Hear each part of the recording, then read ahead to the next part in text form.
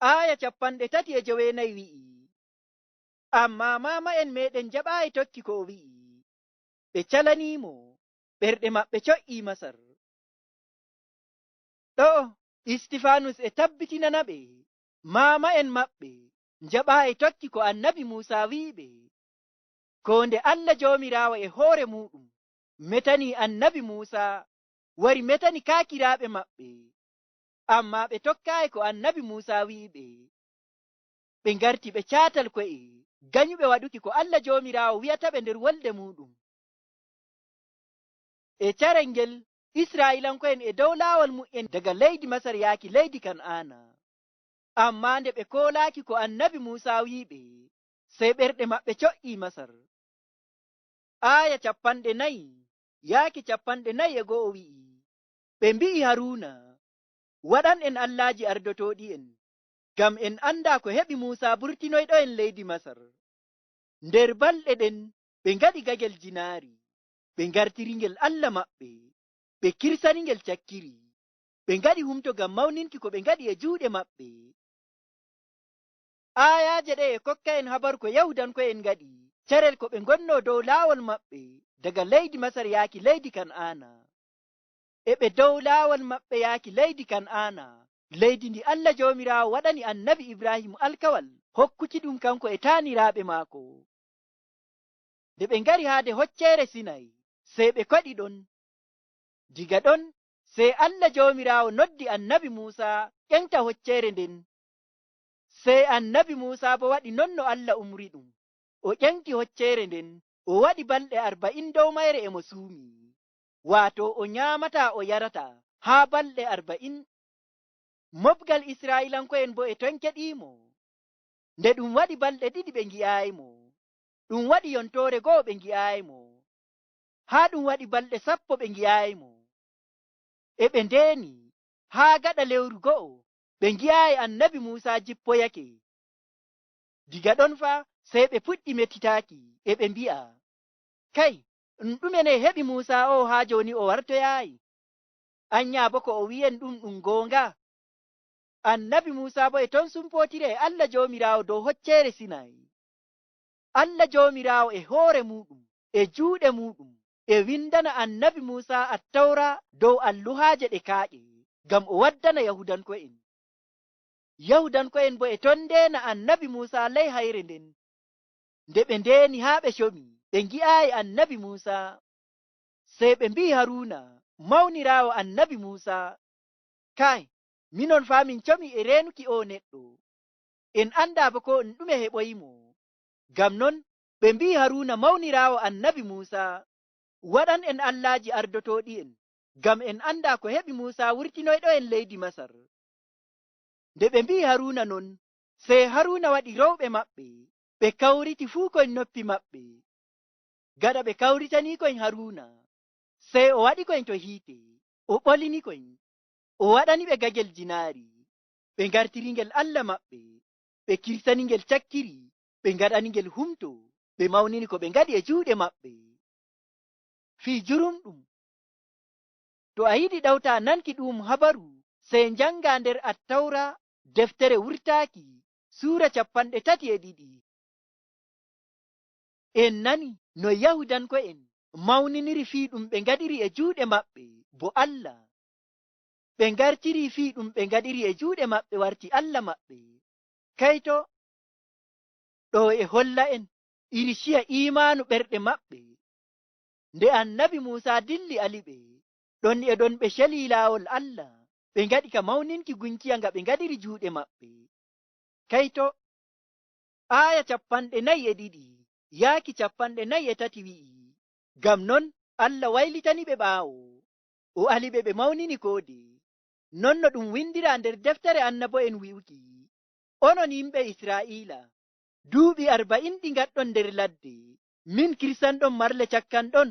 a'a, naa ɗum min.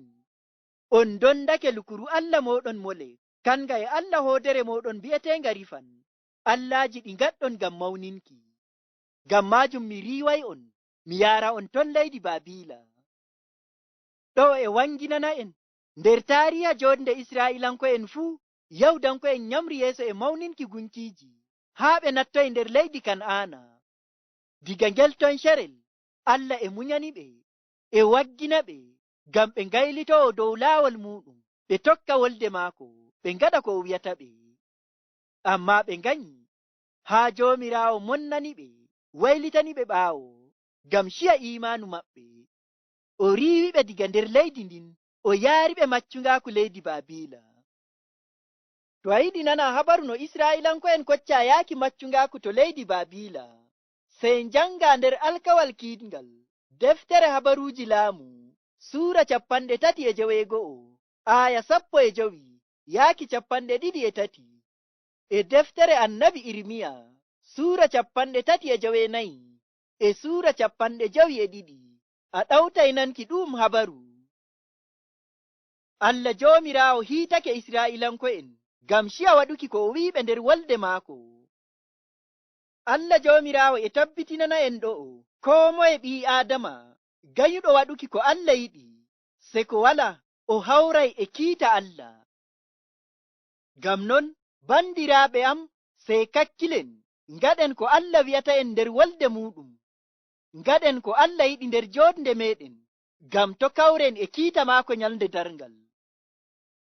Ngam Allah Joomiraawo e tabbitinana en nder wolde muɗum nyalnde darngal, fuu ganyuɓe ngaɗa ko o wi'i, fuu ganyuɓe koolo annabi Iisaa mo o liloyi ngam hisnuki ɓii Aadama diga hakke e kiita maako garayka nyalnde darngal, se ko wala ɓe kalkay nder kiita Allah nder hiite jahannama. Ngam non, bandiraawo am, an mo hoolaaki annabi Iisaa, sey kooloɗaamo ngam o hisnuma diga hakke maaɗa e kiita Allah garayka nyalnde darngal. Aya 44 yaaki 45. Istifanus wi'iɓe, ndenno mamayen meɗen e ngoodi lukuru to ɗum hawrata e Allah nder ladde, kayru hollata Allah e wondi e maɓɓe. Lukuru ɗum waɗiraama non no Allah tindiniri Muusa. Mamayen meɗen doni lukuru ɗum, ɓe ndillidi e maajum carel ko Jooshuwa ardiiɓe. Ɓe nattini ɗum leydi ndi ɓe njaɓi daga to leƴƴi ɗi Allah riiwi yeeso maɓɓe. Lukuru ɗum bo e ɗum ɗon haa jaamanu Dawda. Dawda heɓi yidde Allah mo Yakubu, o tori mahuki suudu ngam mawninki Allah on, amma o heɓaayi mahuki ndu. Amma ɓiɗɗo maako Suleymaanu mahi ndu. Gada Istifanus metaniiɓe dow annabi Muusa e no kaakiraaɓe maɓɓe nganyi waɗuki ko annabi Muusa wi'iɓe, e fuu ko annabo'en Allah wi'iɓe gaɗa annabi Muusa, e no Allah Joomiraawo hiitoriiɓe ngam ciya waɗuki ko o wi'iɓe. Sey Istifanus nyamri yeeso e metankiɓe dow lukuru, waato to kaakiraaɓe maɓɓe ngaɗi ka hawrutuki e mawnina Allah nder ladde, carel ngel ɓe ngonno dow laawol maɓɓe diga leydi Masar yaaki leydi Kan'aana ndi ɓe ngoni jooni. Yahudanko'en e mantitoro wuro ceniingo, waato to ɓe mahi e ɓe mawnina Allah, e ɓe nyuma walaa to haani ɗum mawnina Allah sey nder maago. Amma ɗo Istifanus e tabbitinana ɓe kaakiraaɓe maɓɓe mawnini Allah nder ladde nder lukuru, naa nder wuro mahaango. Non bo ɓe nattidoy e lukuru ɗum nder leydi alkawal e jaamanu Jooshuwa. Nder lukuru ɗum bo kaakiraaɓe maɓɓe ngaɗi ka mawninki Allah haa jaamanu Dawda laamiiɗo. Aya 45 wi'i, Dawda heɓi yidde Allah mo Yakubu, o tori mahuki suudu ngam mawninki Allah on, amma o heɓaayi mahuki ndu. E jaamanu Dawda laamiiɗo, Dawda nyumi nder ɓernde muɗum no waɗata kamɓe Yahudanko'en e ɓe njooɗii nder cuuɗi nyiɓaaɗi, amma e ɓe mawnina Allah nder lukuru. Ngam non Dawda nyumi haani o nyiɓa wuro seniingo to ɓe kawrititta ɓe mawnina Allah.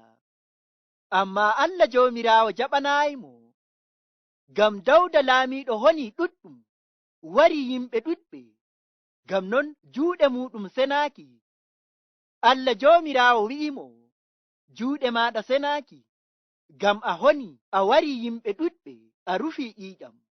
Ngam non a mahantayam wuro seniingo, seni ɓiɗɗo maaɗa Suleymaanu mahantayango. Non bo ɗum waɗi gaɗa mayde annabi Dawda, ɓiiko Suleymanu mahani Joomiraawo wuro seniingo ngo Yahudanko'en mantitorto e ɓe nyuma to naa nder maago walaa to haani ɗum mawnina Allah. Ngam non Istifanus e tabbitinana ɓe ɗo'o koo toye to ɓii Aadama woni fuu waaway mawnina Allah Joomiraawo, naa sey lallay nder wuro ceniingo tan no Yahudanko'en nyumata. Ngam non o holli ɓe ay kaakiraaɓe maɓɓe mawnini Allah nder lukuru nder ladde ko ɗum maha wuro ceniingo. Aya 49 yaaki 50. Istifanus ɗawti wiiki, Allah joomu mangu jooɗataako nder cuuɗi ɗi yimɓe mahi. Non no annabiijo wi'i, Joomiraawo wi'i, dow woni jooɗorgal laamu am, leydi woni to njowaymi koyɗe am. Iri nduye suudu mahantoyyam, nde wigeere siwtotoomi, naa e bawɗe am tagirmi ɗum ɗon fuu.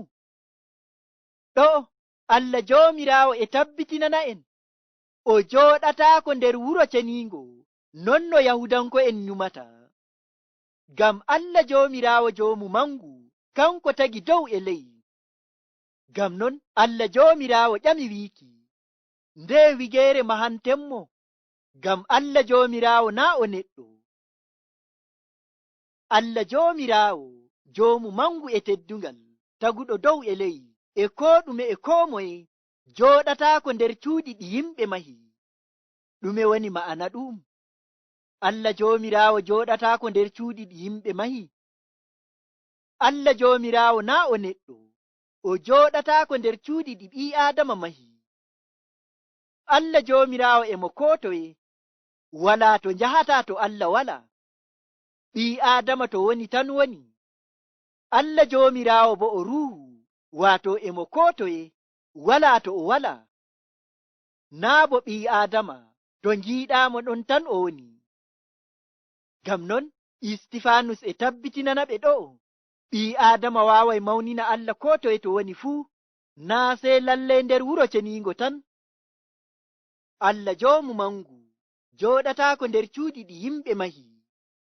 Nde Allah jooɗataako nder cuuɗi ɗi ɓii Aadama mahi, holli wonɗon e woodi to o jooɗoto, naa to ɓii Aadama mahi, sey to o mahani hoore maako. To Allah Joomiraawo jooɗoto woni ɓerɗe ɓii Aadama, ngam neɗɗo naa mahaadi ɓii Aadama, amma mahaadi Allah Joomiraawo e hoore muɗum. Ngam non Allah Joomiraawo e laawol ruuhu muɗum e jooɗo nder ɓerɗe ɓii Aadama, o laamoo en e laawol ruuhu maako, ngam gaɗen ko o yiɗi nder joonde meɗen. Ngam non fuu kooliiɗo annabi Iisaa mo Allah liloy ngam hisnuki ɓii Aadama diga hakke e kiita Allah garayka nyalnde darngal, Allah Joomiraawo jooɗoto nder ɓernde maako e laawol ruuhu muɗum, ngam o jooɗo joonde seniinde ko laaɓnde yeeso Allah.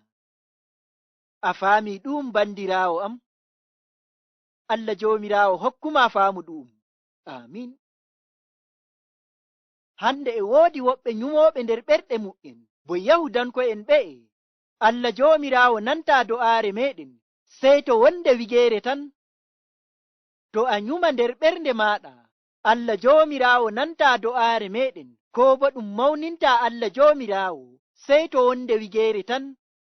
Sey paama ɗo o wiiki, naa non. Ɓii Aadama waaway mawnina Allah to woni fuu. Allah Joomiraawo bo nanay do'aare ɓii Aadama to woni fuu, naa sey lallay to yahi wonde wigeere. Ngam Allah Joomiraawo e mo koo toye. Allah hokkuma faamu ɗum. Amin.